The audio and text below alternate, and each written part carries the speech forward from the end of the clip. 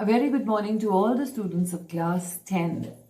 Today I'm going to take on the third lesson from the first flight, where the lesson is divided in two parts. So I'm going to take on 3.1. That's the first story, his first flight.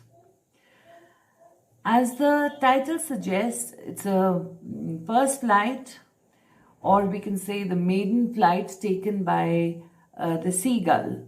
So the story, I'll just give you a synopsis of the story and then we'll do the question answers after that.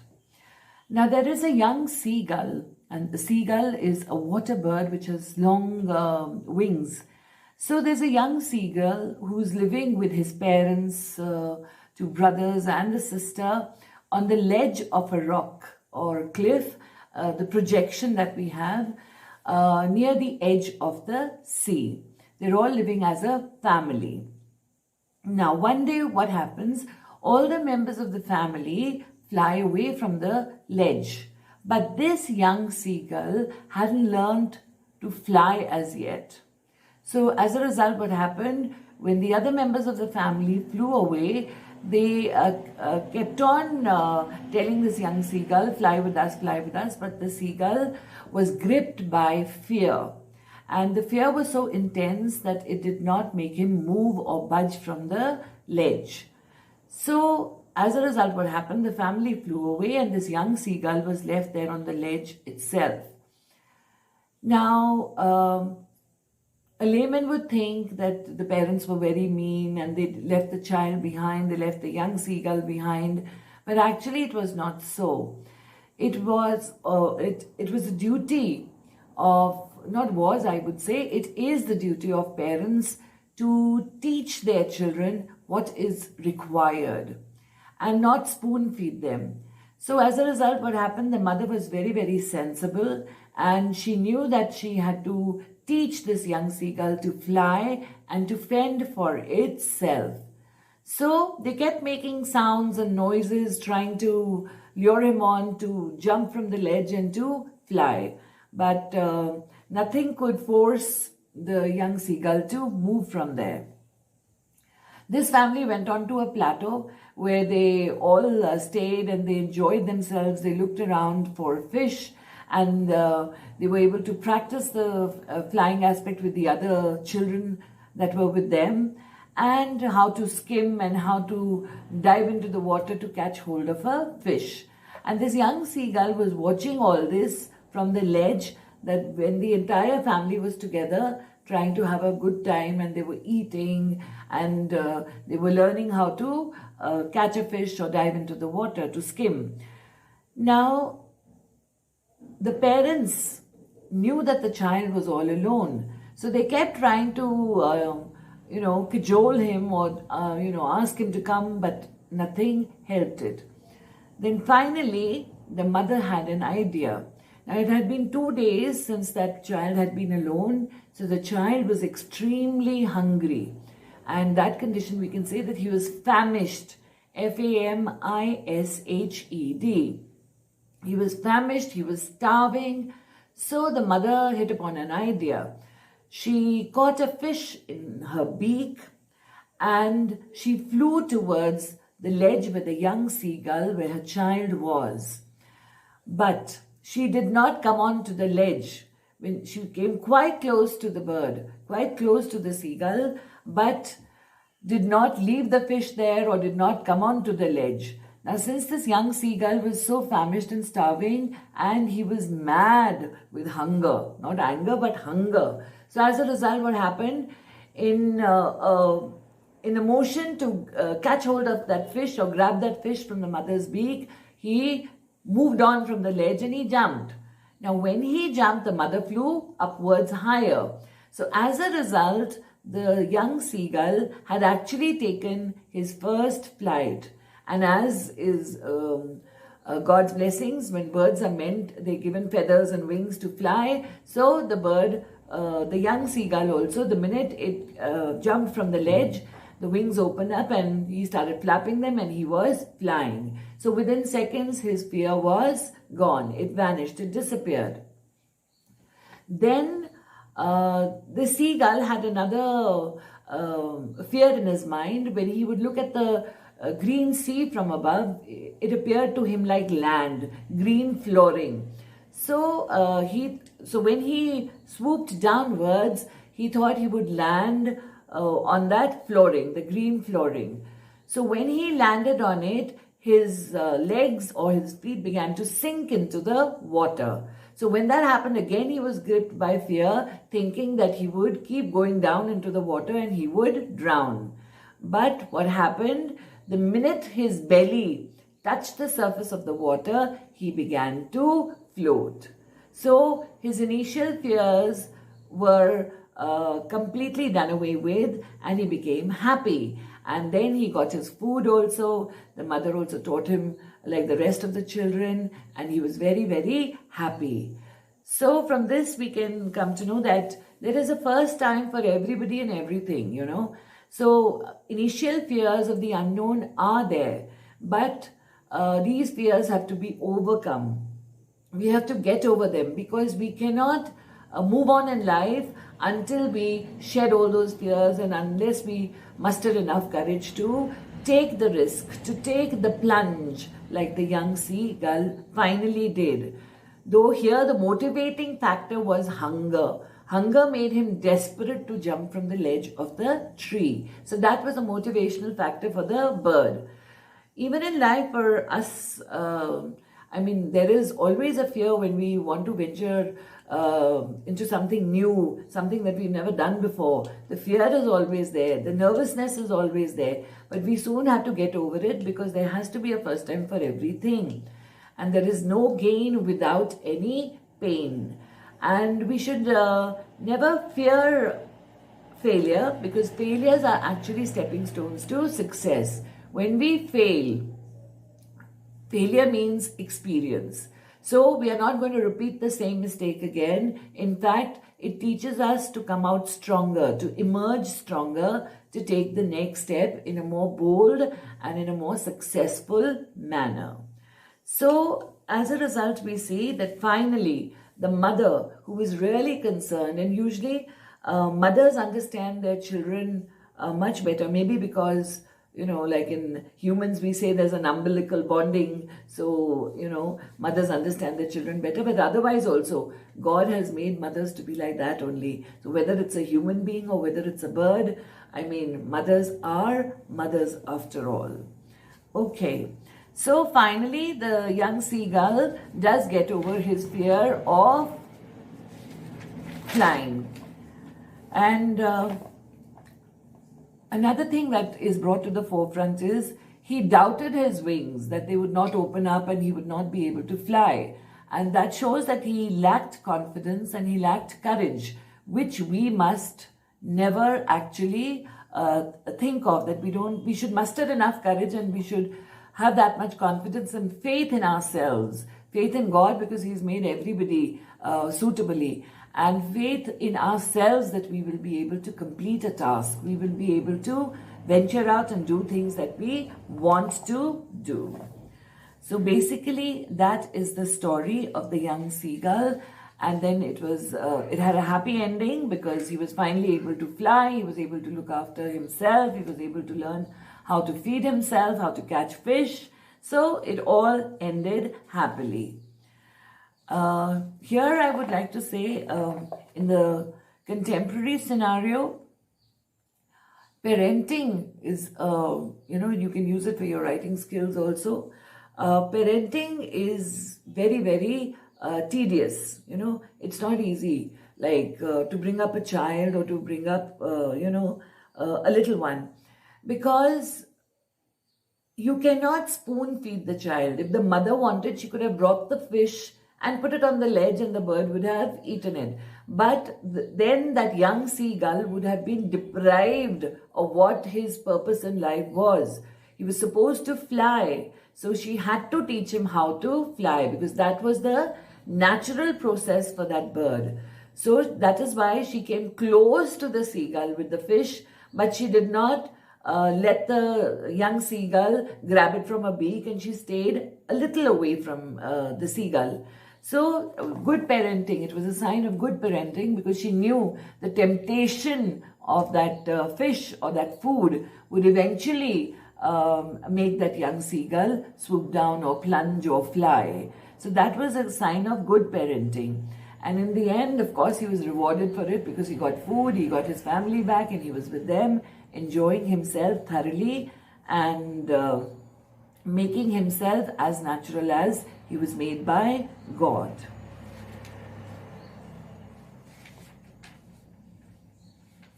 And another aspect that we see is fear. Fear sometimes becomes an obstacle in our lives, which should not be there. A little bit of fear, a little bit of hesitation, a little bit of nervousness is bound to happen. That can happen even to the most skilled person or anybody who's skilled or anything that is skilled. But initial that slight nervousness, that is a must because that's human nature. But to let fear stop you from doing something, if fear becomes an obstacle in your path of success, then you have to actually shun that fear. And you have to overcome that fear that grips you because there has to be a first time for everything. You do need to take the plunge. You do need to move forward. Okay. I would like to do a few question and answers with you from the text. Why was the young seagull afraid to fly? Do you think all birds, young birds are afraid to make their first flight, or are some birds more timid than others? Do you think a human body also finds it a challenge to take its first step?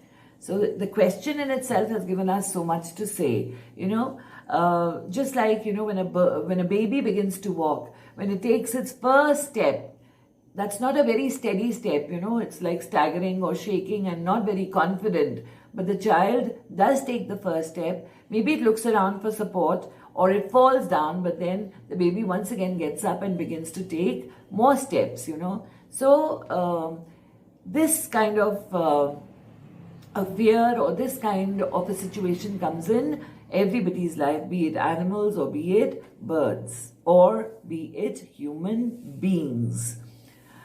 And we can see from here, like the young seagull had brothers and sisters, okay, 2 brothers and 1 sister. But they were able to fly. They did not have this kind of a problem because each is an individual. Like among children also, we have some children who are quick learners and some children who are slightly slow learners and they take time. So each to his own. Individuality is a big thing. And we cannot compare, because each one has one's own traits and own features. Okay, so why was the young seagull afraid to fly? It was afraid to fly because it had the fear in itself that his wings would not support him, did not have the confidence that his wings would support him when he tried to fly. And he feared that he would fall down onto the green flooring or later on when it came to know that it was not a green flooring, it was basically the sea. Then this happens with, I think, all of them, but as I told you that some are quick learners and some are slow learners. Okay, everybody does hesitate for a maiden attempt. But the mother has to be there to let the child overcome this fear and handle that child very tactfully. Just as very tactfully the mother handled the young seagull by bringing that fish close to him. She knew that it was very hungry, famished by that time. So that was the temptation that she gave to the young seagull, and she was successful in her attempt because the bird did plunge down. Okay. So even among human beings, the elders or the adults have to support and encourage the little ones when they are venturing to do something new. Okay. So as I told you, human babies also the same thing. And okay. The sight of the food maddened him. What does this suggest? What compelled the young seagull to finally fly? Hunger. Hunger can be a very strong motivating factor which makes you do things. you might avoid it for a time, but when you get those hunger pangs and it's impossible to bear them any longer, then you venture out to do things, whatever you wanted to do. So whether it's a hungry bird or it's an animal or it's a human being, they can all take risks when they want to have food. So hunger does madden an individual. Then without caring of the consequences or whatever is going to happen, they just take the plunge. So the same thing happened with the seagull. His hunger drove him mad, and then that is why he dives at the fish, which the mother brings quite close to him in her beak. And then the young seagull plunges and falls downward into space, and the wings open out and he starts flapping them, and then he is flying and all his fear has subsided or gone. Okay.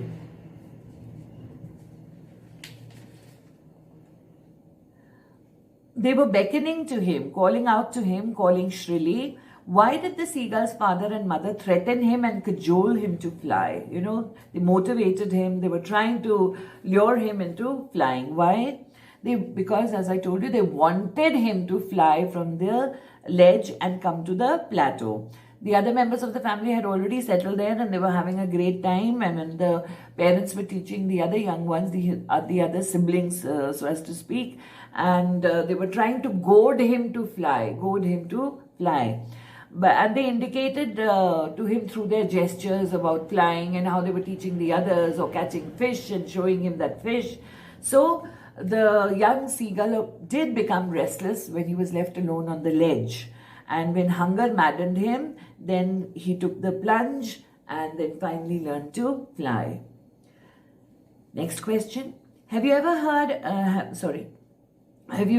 a similar experience where your parents encouraged you to do something that you were too scared to try?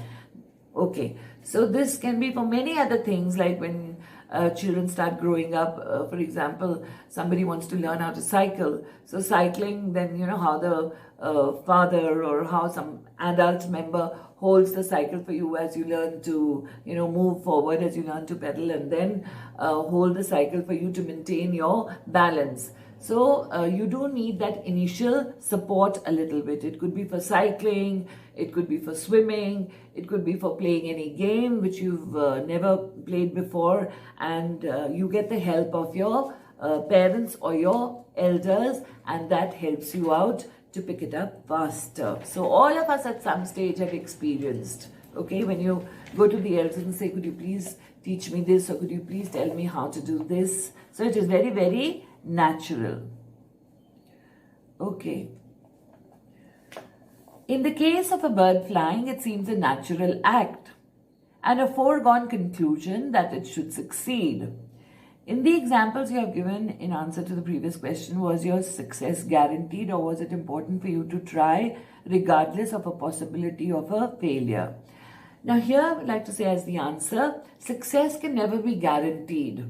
You can't take it for granted that the minute you take up something or you venture out into something, then you're going to be successful. It may not be like that. I mean, for the natural, from the natural point of view, like a bird has wings, so it's the natural aspect of the bird is to fly. For a horse, the natural aspect is to run and then to gallop and things like that.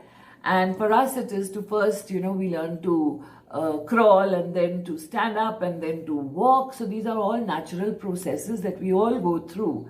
But whether you get success the very first time, that we cannot take for granted, or it is not guaranteed that success will come.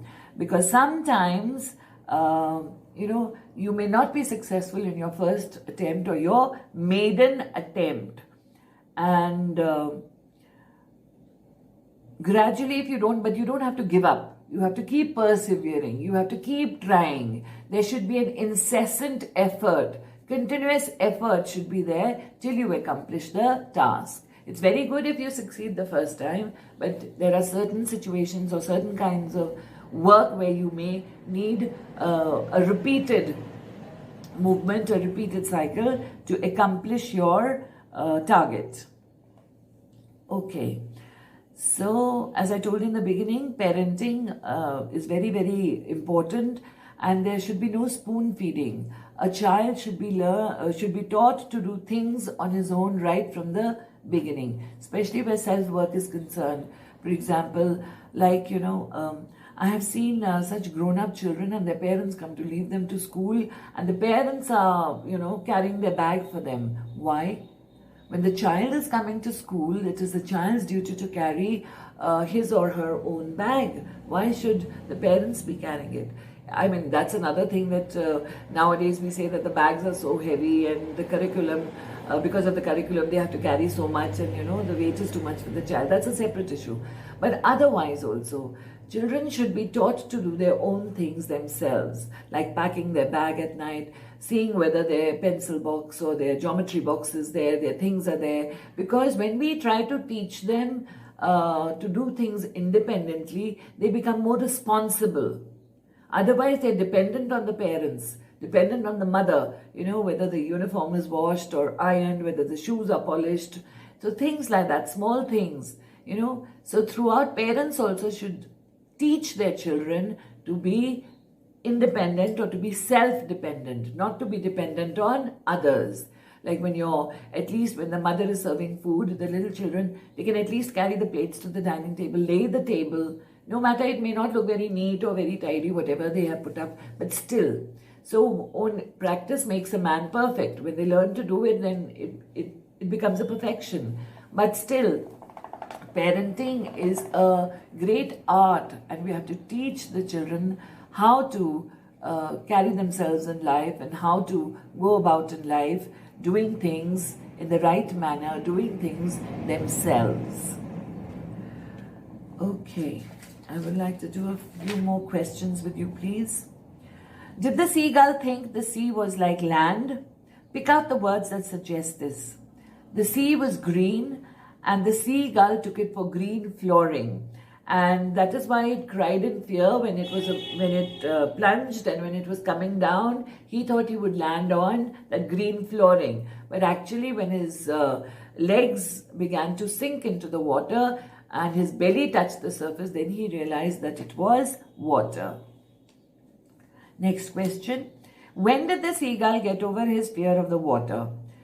He got over his fear of water when he landed on the surface of the sea. His legs sank into the water and his belly touched the surface of the water, and there was no more sinking, and then he began to float.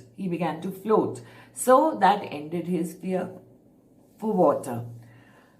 Hydrophobia, fear of water is hydrophobia. Okay. Next question. How did the seagull express his excitement when he saw his mother bringing food for him? Now, as I told you, the seagull was famished, starving, and mad with hunger. He was so excited when he saw his mother coming with food that he screamed with joy.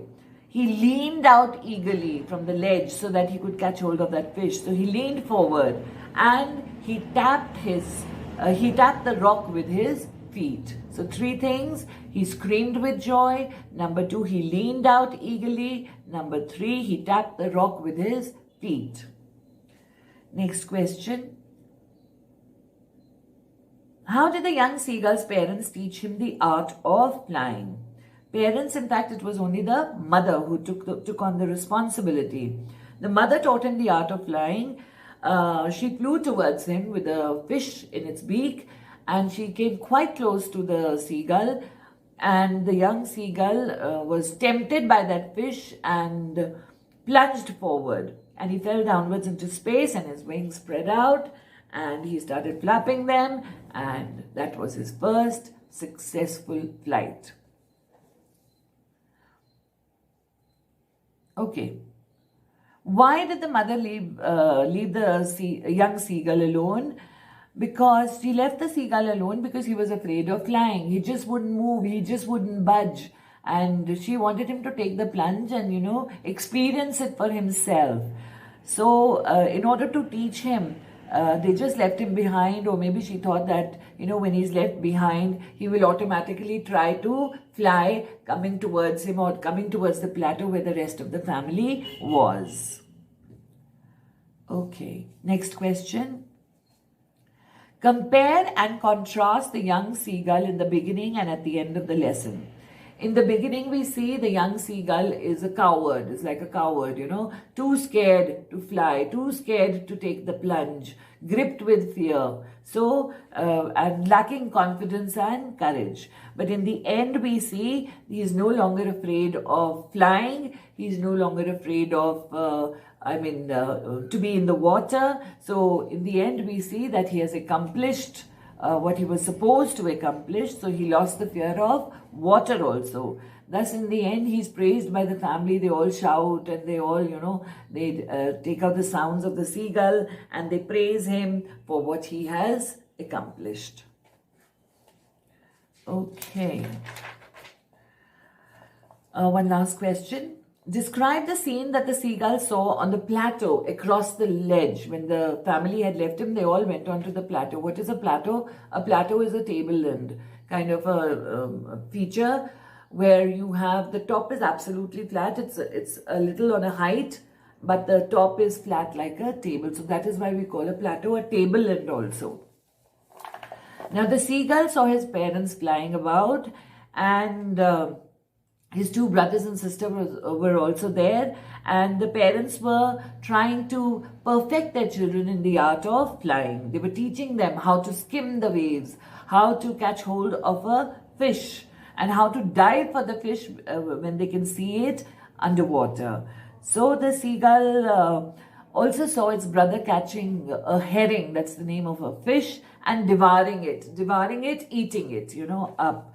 So he saw all this while he was on the ledge of the rock. And his parents also circled around him. They kept calling out to him. They kept cackling loudly. And the seagull also saw that in the morning the whole family had walked about joyfully, happily together. They were enjoying themselves on the big plateau. They seemed, and for him, it seemed as if they were trying to make fun of him. They were being condescending towards him, And why? Because they were having a good time and he was the scared one and who had not taken the plunge. And maybe they were, making fun of him for his cowardice, for not being able to muster enough courage to fly. Well, I hope I have been able to reach across to you and the text was clear and the question answers will be helpful in comprehending the lesson better. Thank you so much for watching.